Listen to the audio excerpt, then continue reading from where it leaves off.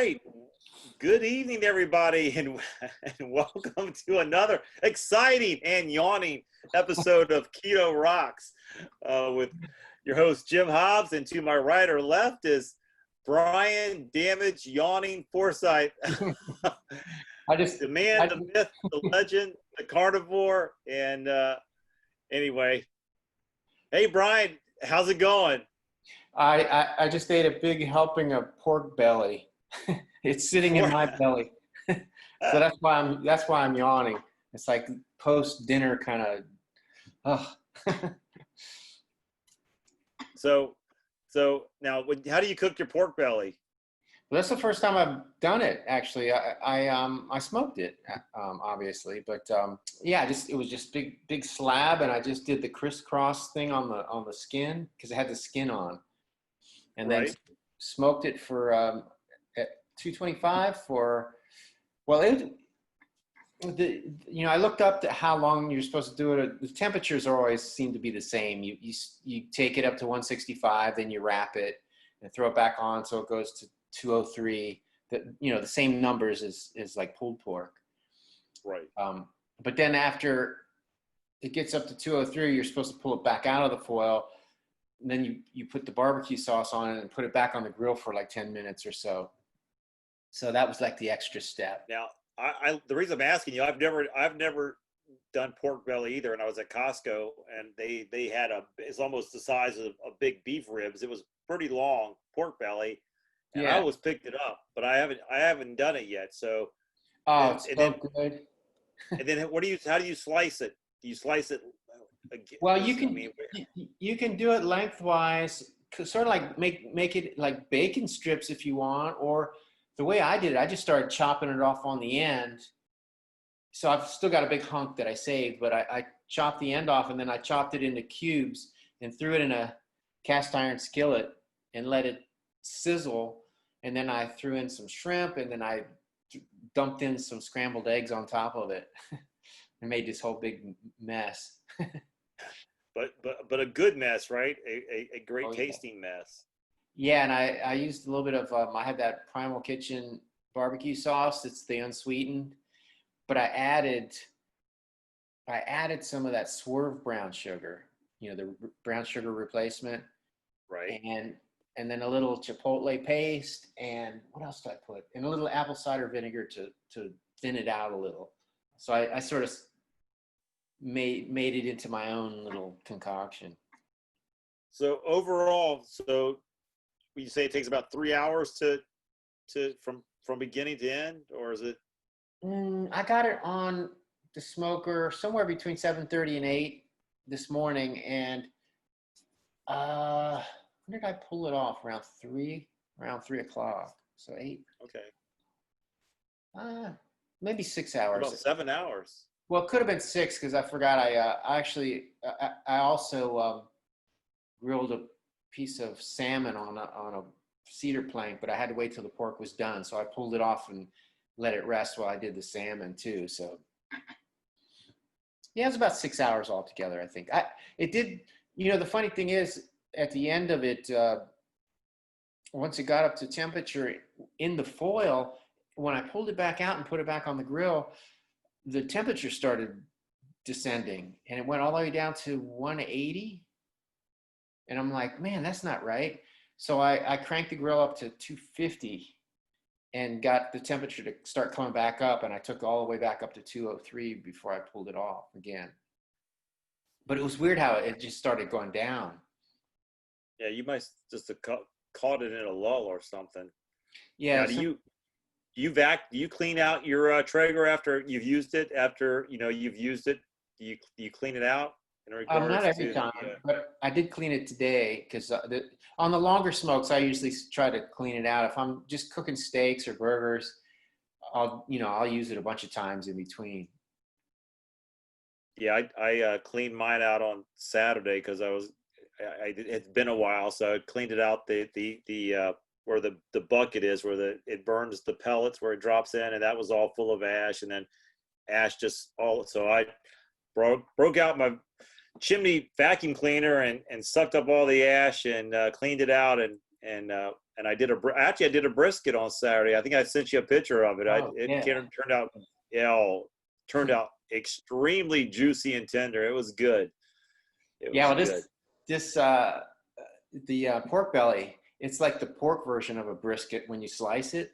It's got all that fat in there, fat layers and stuff, and it's just juicy. And I took a few photos I posted my dinner, but I should post the pictures of the actual pork belly too. I forgot that I had those on my camera. Well, if you got those, send those to me. I'm going to add those when I edit this. We'll add those to as we talk about it. I'll bring those pictures up. Okay. So, because now you got me wanting to do pork belly, because pork belly is a lot cheaper than brisket. Yeah, it was smaller, but that too. And pork is cheaper than beef, so. So, any luck on getting a freezer? Oh, I got one. Didn't I tell you? No. You found one? Yeah. When was that? Yeah, I found it on Facebook Marketplace. Craigslist? I went with an upright. Okay, yeah, that's good. Yeah, because Upright's good. I was looking for the big one, the what you call it, The other chest. one. Yeah, but this friend of mine talked me out of it because he said he used to have a chest freezer and then he got an upright, and he says it's much easier to keep it organized and you're not like digging through trying to get to the bottom. And so I started looking around because I had just been looking for chest freezers. So I started looking around for uprights and one popped up. And it was real close to here. So I went and got it. Oh, awesome. Awesome. Now you're ready for half a cow. Yeah. Well, hey, I don't know what's on your mind to discuss tonight. One of the things that I wanted to kind of share with everybody is, so many people, we've talked about this before, but the keto carnivore is a lifestyle. It's not a diet. So it's like you getting in your car and going to drive to California. You make some wrong turns when you're leaving Virginia, but in the overall scheme of things, it's really not going to matter as long as you make it to your destination of California. The wrong turn you took when you started, really not going to matter.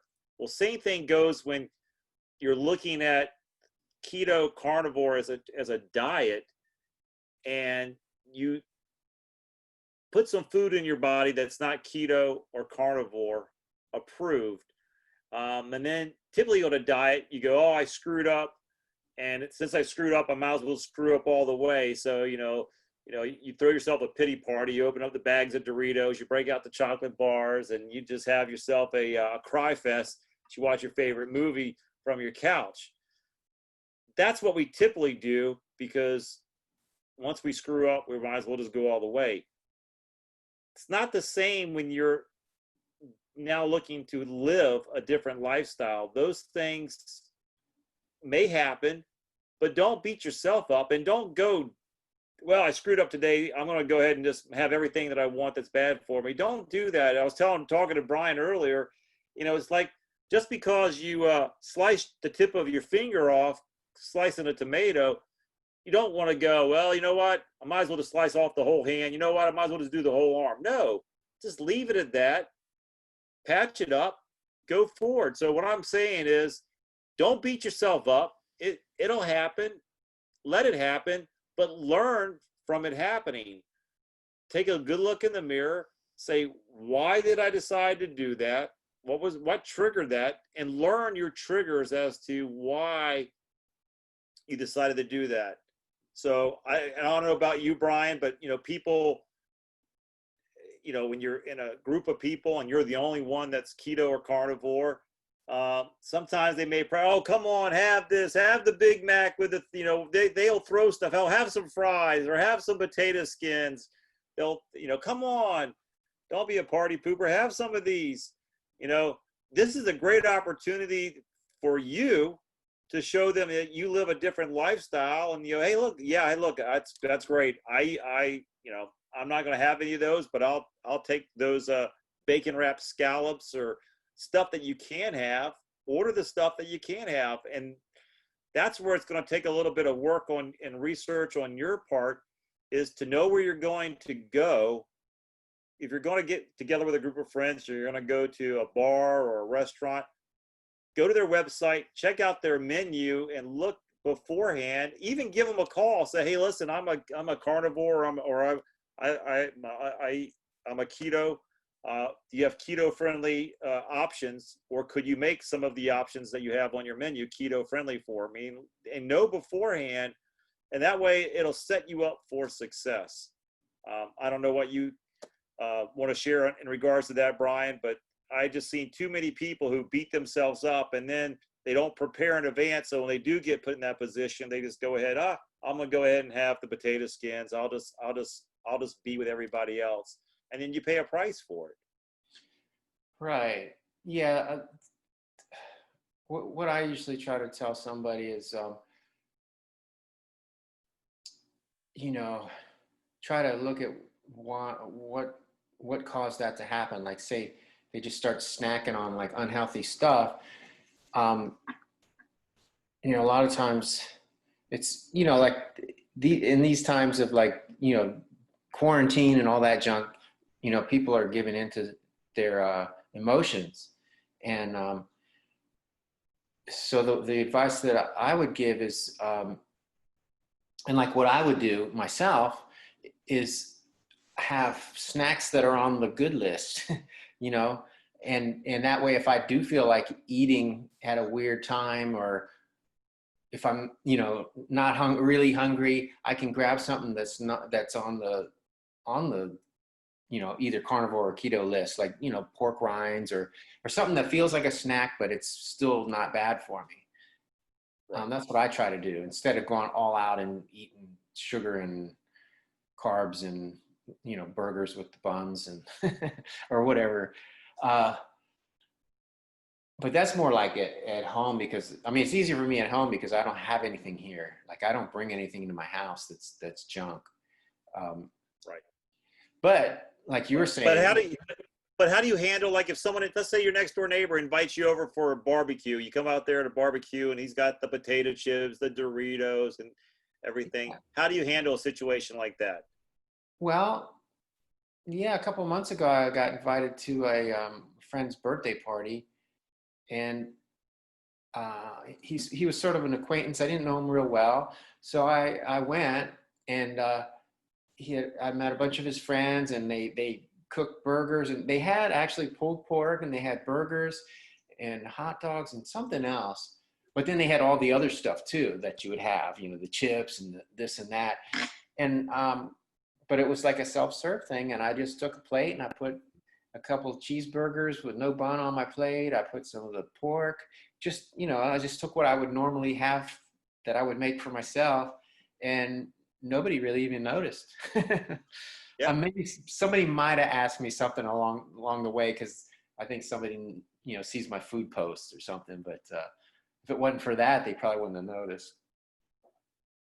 Yeah, I think I think it's a great opportunity for you. When anytime you're being invited to somebody else's house for a party, or you're meeting folks, you've been invited to a restaurant or a bar or whatever, it's best to know what you're walking into. Always just, if you want to, just carry yourself something that that you can contribute to the party, that is keto friendly, whether you want to bring in some bacon wrapped scallops or shrimp, or a meat and cheese trace. You can bring many of stuff, or do what Brian says. There's nothing wrong with going to a barbecue and picking up hamburgers and hot dogs, and just not using the buns for delivery. And Peggy and I do that all the time, and it actually opens up a lot of dialogue. Say, heck, I'm not using bread. Say, well, I don't eat bread. Well, why not? We live a keto carnivore lifestyle, and we'll kind of share what that means. We try not to take anything that's going to turn into sugar, and we don't eat sugar, and we don't eat bread for that reason. And they go, huh, how long have you been doing that? And you tell them, they go, oh, but go, hey, look, hey, I used to eat bread all the time myself, so have at it. I'm just telling you, I can't do it. And but let's just say you get there and you go ahead and you go all in, because they served you the burger, it's on the bread, they cheese the onions and everything, and put chips on, they hand it to you, and you just feel like, yeah, I don't want to be rude, I'm gonna eat it. it's not the end of the world. Okay, it's just one meal. It's not the end of the world. Just go, okay, and just learn from it, move on from it, but don't beat yourself up on it. That's the worst thing you can do. I don't want anybody to feel guilty about that you've done something, that you've eaten some food that you shouldn't eat. Look, you did this most of your life, so doing it one time as you learn not to do it again, it's okay. It's don't let it ruin the next day or the rest of your week. Just learn from it. It's a great opportunity to learn from it. Yeah, just put it behind you and keep moving forward. Yeah, I mean, I think it's fair to say that most people who decide to go down the keto or carnivore path,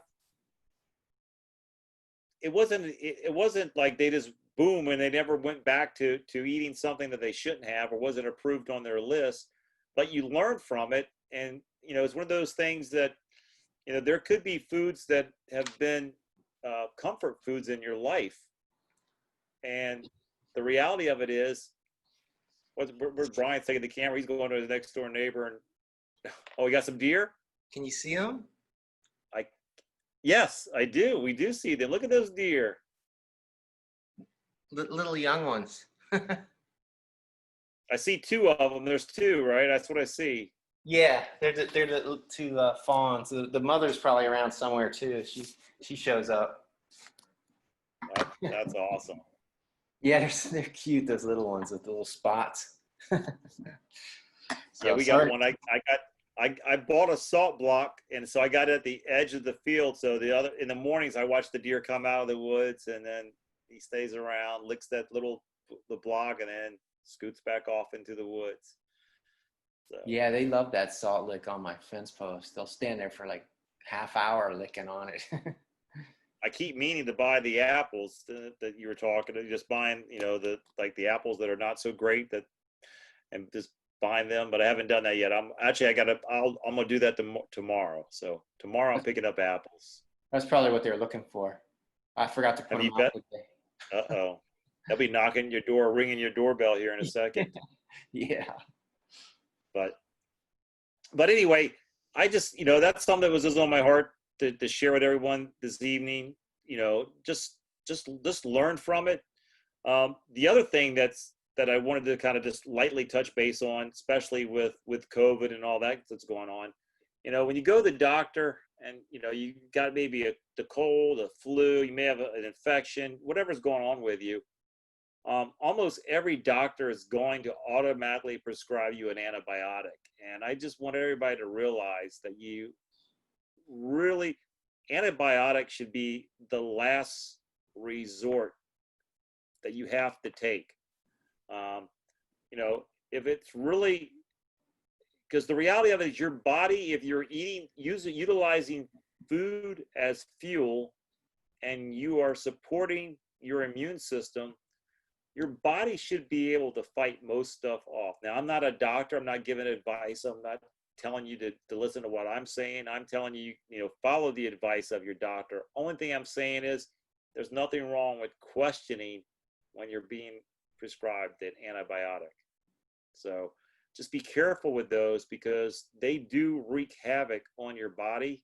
They do a lot of damage to your intestinal tract, because not only does an antibiotic kill the bad bacteria, it also kills the good bacteria. And the good bacteria is what's used to keep your intestinal tract and stomach at a healthy digestive system that's able to digest food the way it's intended to, the way it's able to process stuff, and to be able to absorb the nutrients into your body. Yeah, I heard. You got something to add? Yeah, ahead, I heard Brian. somewhere that when you take a dose of antibiotics, the stuff that it kills off in your intestines, it can take up to 3 years to get it back to where it was after doing that to yourself. So it Wow. pretty much wipes it out. It's like wiping out the rainforest down there or something, Well, here's something that most people probably do not know, and Dr. Berry talks about this in his book. I'll give him a shout out. It's a great book, Lies My Doctors Told Me, Medical Myths. But he says the antibiotic has no effect on the cause of your illness or on the number of days you will be sick. The antibiotics kill billions of beneficial bacteria in your gut and other places in and on your body. The bacterial slaughter can have a negative effect on your health in many ways. So while it's almost like chemo, it's taking out the good with the bad. So you literally are throwing the baby out with the bathwater. So you got to be very careful, and you have to analyze, and you have to really go, man, if I don't get this dealt with now, am I going to be worse off in 30 days from now? And if the answer is, yeah, I got to take care of this now, then, you got to minimize your risk. But there's precautions you can take. There's also probiotics that you can be taking. So you're building up that good bacteria in your gut. You can have some Greek yogurt, full fat, and you can buy, there's a number of different brands out there for probiotics with the 50 billion culture cells or whatever. So, get yourself a good probiotic. Take that if you do have to take an antibiotic. That's just my take. I can tell you, if you remember listening to what Peggy's testimony, a lot of Peggy's issues happened from the antibiotics that they put her on that really caused her a lot of issues in her intestinal tract. So I just bring that up. Be careful out there. Be careful anytime you go to a doctor and you hear, well, I'm going to go ahead and prescribe you this antibiotic. You got to be really careful. Do I really need this antibiotic? Yeah, especially if they try to give it to you for a cold or something, because I've heard that happening. It's like, antibiotic has no effect on a cold whatsoever. Yeah, I don't think they have any effect on any viruses. No. I don't believe. No, it's just for infection. So there you go. So Brian, what cooking projects do you got on the on your calendar this week or the upcoming week? Oh, that's a good question. I don't know yet. I just did that pork belly. I have not pulled out. Well, I still have leftovers, so I guess that's what I'm going to eat tomorrow. But I've got to start thinking ahead and pull something out that's frozen. I went to the store the other day, and I bought a couple of just regular ribeyes, but man, they had those tomahawks there again. But I still have one in the freezer. I haven't eaten yet, so I thought I'll just wait. But I was hoping, it was on Monday, and sometimes after the weekend you can find some leftover meat from the weekend, that people didn't buy. So I was hoping to maybe find another brisket or something, but they didn't have. They had some pork ribs, so I bought a little rack of pork ribs there in my freezer, but nothing super exciting. I was checking out the scallops. Maybe next trip to the store, I'll get some scallops. I haven't done those in a while. I might try those. I'll try those on the smoker next time. That's what I did. I did mine on the smoker last time. They were really good. I know you wrap yours in bacon. Do you just bake yours usually in the oven? No, I don't. Normally I just pan sear them. I've wrapped them in bacon in the past. I'm trying to think how I did that. I do it the same way I would do a shrimp, where you cook the bacon till it's almost done but not crispy. It's still pliable. You can wrap it and then wrap it around the scallop and then sear the ends of the scallop with the bacon around it. But I guess you can do that in the oven too. There's lots of different ways to do it. Yeah, bacon wrapped scallops is one of my favorite. That's a really good combo right there. Bacon wrapped anything is good. That's true. I saw somebody wrapping. They took two burger patties, but they made them real thin, and then they put something in the middle. Oh, it might have been mushrooms or something. It wasn't something I would put in the middle, but they put it in the middle, put the patties together, and then they wrapped the outside with bacon. So it was this big fat hamburger patty with bacon around the sides of it. It looked really good. I was thinking, I could do that. Just stuff it with cheese or something. Yeah, I've seen one video where they did a bacon wrapped meatloaf where they literally layered the like a fence, like a lattice. They took the bacon and made a lattice, and they wrapped the meatloaf in the bacon and baked it. So when it comes Yeah. out, it's just a meatloaf totally encased in a Well, it looks like a basket, a weave basket made out of bacon. well, one of my first cooking videos was a bacon wrapped meatloaf. Oh, is that okay? Maybe From it my, was your video that I watched then. Maybe it was yours that I it was watched. very early on, but I didn't do it like a basket weave. It was more just strips around. But No, this person actually did this. I mean, they definitely did the lattice work and told you, like it's alternating and literally it's like yeah, a piece of lattice made of bacon. I've seen them do that. That is cool looking. So any news on the Kix front? You guys got any news of what's going on in the music scene anytime soon? You guys could be hitting any outdoor festivals that are allowed. Nah, more stuff is being moved. So we're up to mid-October now. Dates that are still sort of straggling on the calendar, but I don't know. I just have this funny feeling that we're not going to play till 2021. Yeah, I saw that they're starting to have, or at least around here, there's a drive. Well, actually, it's a drive-in theater. I think it's outside of Winchester somewhere. That they've started to do concerts at the drive-through. So you literally buy a ticket. You can have 6 people in your car. So you stay in your car, and the band sets up on the stage in front of the theater, or the screen, the movie screen. Right. And Yeah, I I've guess seen them now, do that a couple times. In Europe, though, they're doing it like I just saw a picture today. Somebody posted it. In Europe, they do it where it's like a big open festival, but they have little it's like box seats spaced out all across this field, and then each little boxed in area has a group of people. Sort of like the car thing, except it's out in the open instead of in a car, which makes more sense.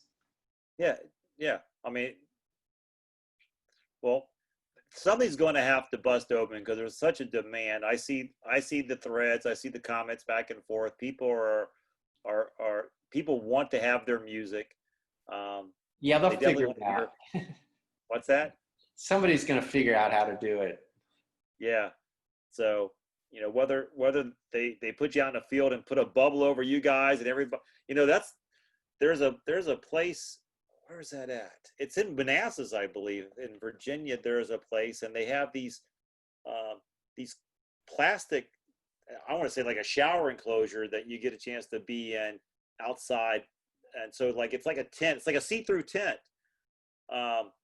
So everybody's catered off into their little see-through tent, and then you bring back your drinks and eats and stuff, and you're in your little party without having to be with other people. So, you could take that to a field, like you said, and I don't know, something's going to happen soon. Hopefully by 2021, they will have figured this out. Yeah. Yeah, I hope so. So anyway, well, you got anything else you want to share tonight, Brian? Wow, let me think. God, it's funny. I made that ice cream last week, and then today I tried to experiment with my barbecue sauce. Did I tell you that?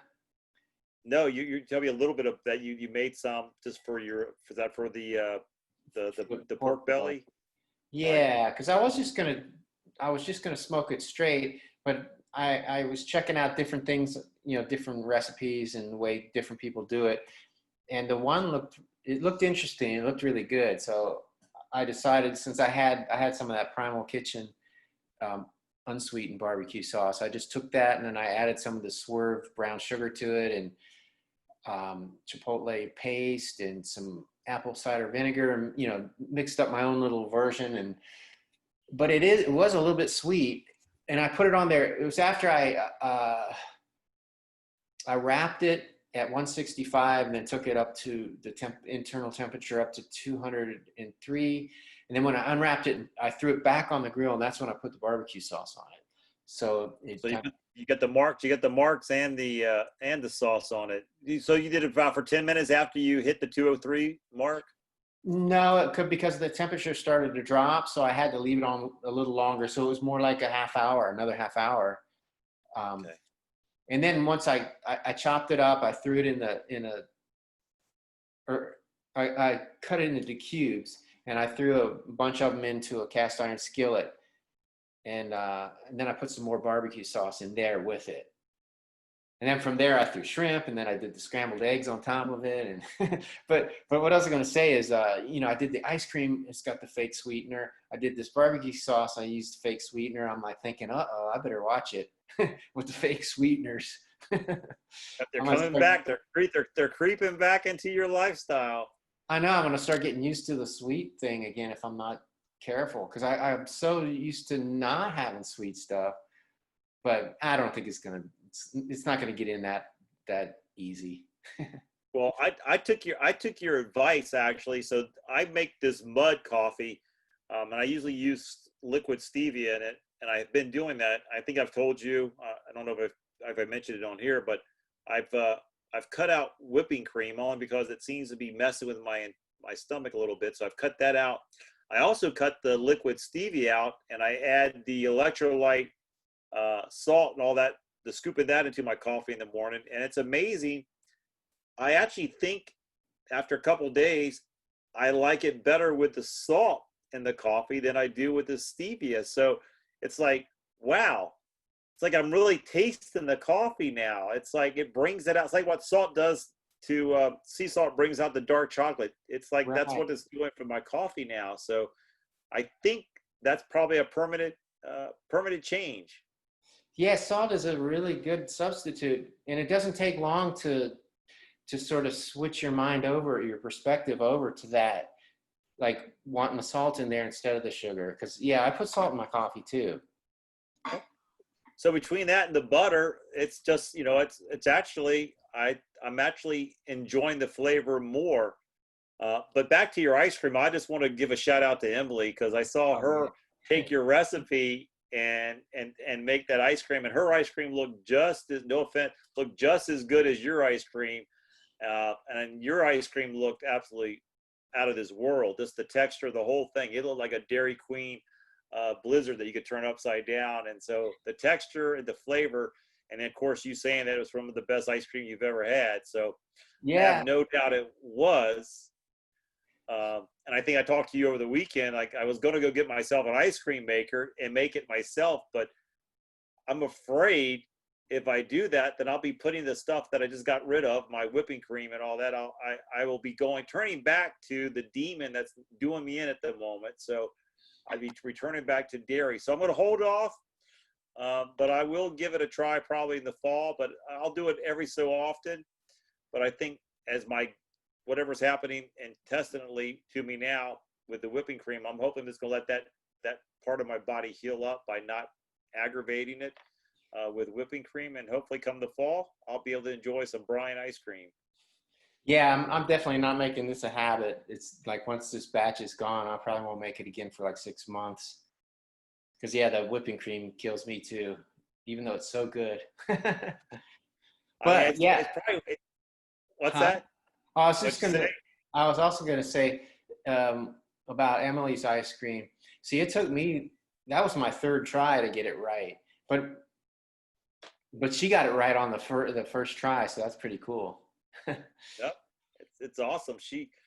And it looked really, really delicious, and so I'm glad she was able to have success right out of the gate. So Emily, enjoy that ice cream, and thanks for sharing your pictures with us. We appreciate that. All right. Well, that pretty much wraps up another episode of Keto Rocks. We want to thank you for taking time out of your day to join us. Please share with your friends and before you leave our site, please go to the thumbs right down below, I believe, and give us a thumbs up or a thumbs down, whichever you prefer. As long as you hit a thumb, it's all good. And then subscribe to the channel, and that way you'll know or get a reminder that on Fridays at 7 o'clock, our new episode will be loading up, and you'll be able to be the first to see the premiere showing and airing of that episode. So with that being said, thanks for joining with us tonight. Stay safe, stay well, and stay out of the hospital. Yeah. Brian, I'll let you sign off, and then I'll close it down. All right. See you later. All right.